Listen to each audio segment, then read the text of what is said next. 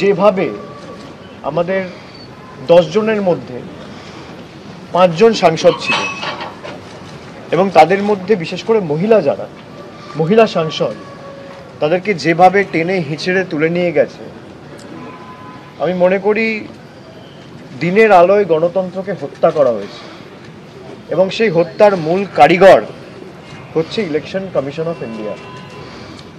আপনারা ভাববেন আমি কেন ইলেকশন কমিশন অফ ইন্ডিয়া বলছি, কেন বিজেপি বলছি না, কেন যার অধীনে দিল্লি পুলিশ বা সিআইএসএফ তাকে দোষ দিচ্ছি না।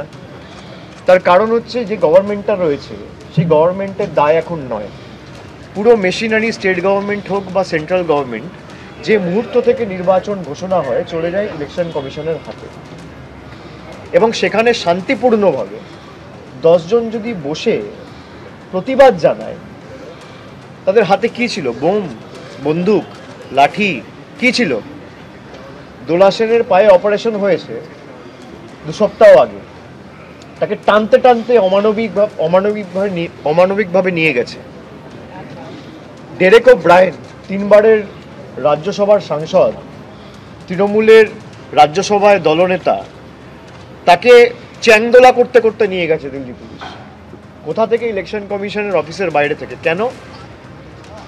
তারা বাংলার মানুষের হয়ে ইলেকশন কমিশনকে অনুরোধ করতে গেছিল যাতে জলপাইগুড়ি, আলিপুরদুয়ারে এই ঘূর্ণিঝড়ের কারণে, প্রাকৃতিক দুর্যোগের কারণে ক্ষতিগ্রস্ত যে পরিবারগুলো রয়েছে সেই পরিবারের বাড়ির কাজ যাতে রাজ্য সরকার শুরু করতে পারে, সেই অ্যাপ্রুভালটা যাতে ইলেকশন কমিশন দেয়। হ্যাঁ, নিশ্চিতভাবে আমরা বলতে গেছিলাম যে NIA director, CBI director, ED director, income tax director এরা চেঞ্জ হোক, কিন্তু তার সাথে আমাদের যে মেন দাবি ছিল, যেটা আমাদের রাজ্যের মুখ্যমন্ত্রী বারবার বিভিন্ন জনসভা থেকে বলেছে, যে যেদিনকে এই প্রাকৃতিক দুর্যোগ হয়েছে এবং ঝড় হয়েছে এবং তার কারণে প্রায় 1600 পরিবার এবং বাড়ি ক্ষতিগ্রস্ত হয়েছে, পরের দিন রাজ্য সরকারের তরফ থেকে ইলেকশন কমিশনকে লিখিতভাবে জানানো হয়েছে যে আমরা কেন্দ্র থেকে টাকা চাইছি না, রাজ্য সরকার এই ক্ষতিগ্রস্ত পরিবারগুলো মাথার ছাদের ব্যবস্থা করতে চায়, সময় অপচয় না করে আমাদের সেই অ্যাপ্রুভালটা দেওয়া হোক।